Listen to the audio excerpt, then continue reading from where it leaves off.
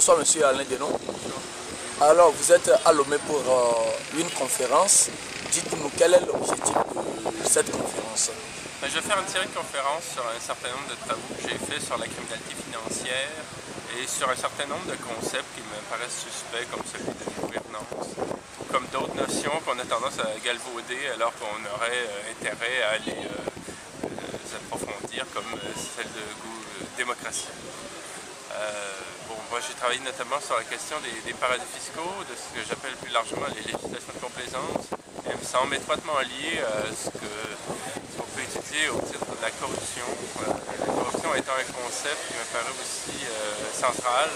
aujourd'hui, dans le sens où la corruption, c'est pas seulement les emplois bruns, le trafic d'influence, les malversations, mais c'est plus globalement et plus profondément un problème lié à la nature même des institutions. C'est-à-dire que les institutions qui se trouvent aujourd'hui dans les pays du Nord comme dans ceux du Sud,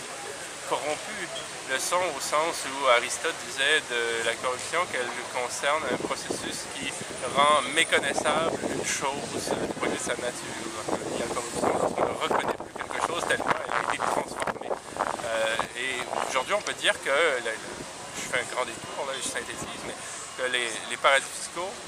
tendent à corrompre les institutions publiques elles-mêmes, c'est-à-dire à faire en sorte qu'elles soient méconnaissables. Aujourd'hui, on sait que les paradis fiscaux, les législations de complaisance se comptent au nombre de 80-90. Elles ne concernent pas ces législations de complaisance strictement des questions fiscales. Elles concernent aussi des enjeux de droit dans des ports francs, dans des zones franches, dans des paradis bancaires, dans des paradis réglementaires, c'est-à-dire dans des États qui ont en quelque sorte cédé une partie de leur souveraineté à des acteurs privés très puissants comme des institutions financières, des grandes industries ou encore à des détenteurs de fortune pour qu'ils puissent donner libre cours à leurs pratiques les plus folles, les plus débridées et ça au mépris de la vie en société. Je suis assez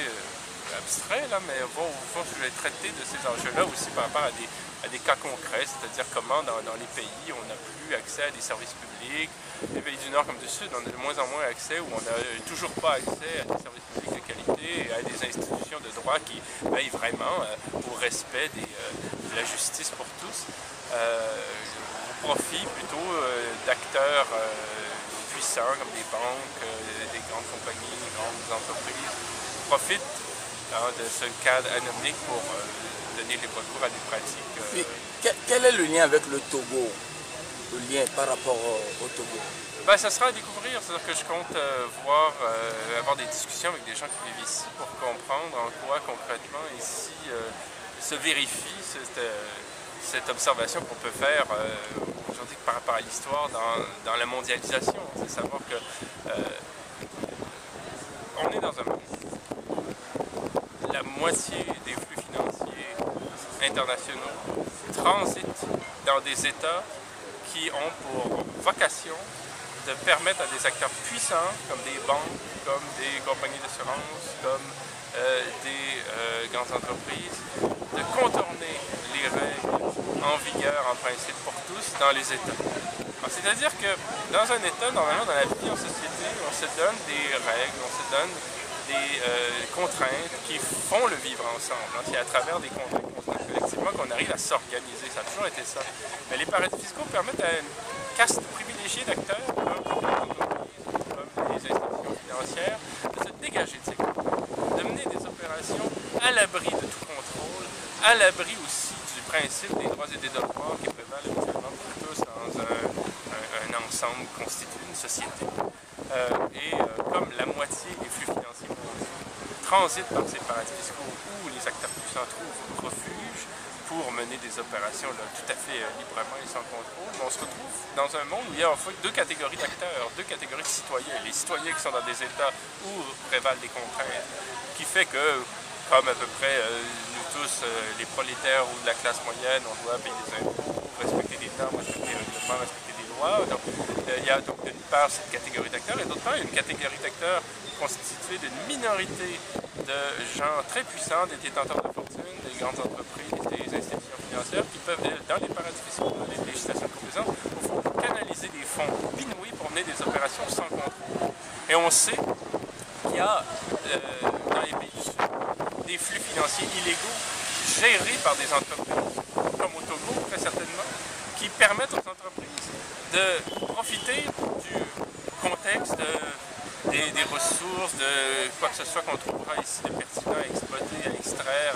à traiter du point de vue des entreprises là, ou de l'industrie, pour comptabiliser ailleurs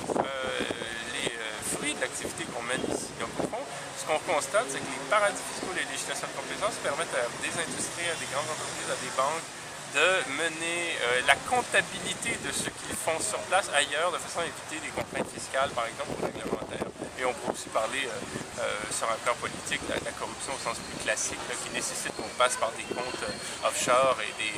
des législations où règne l'opacité pour se livrer aux délices du détournement de fonds. Et la grande conférence est sur jeudi prochain? Le jeudi, le 27 novembre prochain, à l'Université de Lomé, il sera question de la notion de gouvernance. C'est une notion qu'on a tendance à adopter dans les pays du Nord comme dans les pays du Sud comme étant garante d'avancées sociales, de progrès, de justice, de démocratie, alors que c'est une notion qui promeut tout à fait le contraire quand on s'y arrête vraiment.